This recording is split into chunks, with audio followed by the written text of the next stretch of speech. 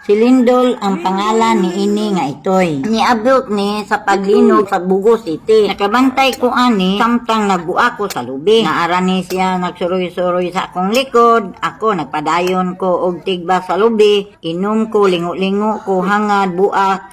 O lami kaayo. Luwa ko kay dili kadulot ang pangag. Okay, nya balikan ko ang istorya sa itoy. Lahi kaayo ni ang nagbantayan ako ni ining itoy. Nakabantay mo unsay kalainan. Atog yung obserbaran. Samtang nangaot siya, dili gyud ang iyang katul, dili gyud maabtan. Nya kay ako manggi sundan-sundan, nabantayan ako nga wa ni siya lutahan. Dili mapiko ang iyang mga katuhuran. Dagan gyud ang itoy, ako siyang giobserbaran. Buutan baya siya kaayo, limpyo, unya buutan gyud nya ako siyang giduol, gihikap. Ako ging namatug-an kawa gyud siya lutahan. Na iyang tuhod dili gyud mapiko. Buutan baya siya, dili siya mungob, dili siya masuko.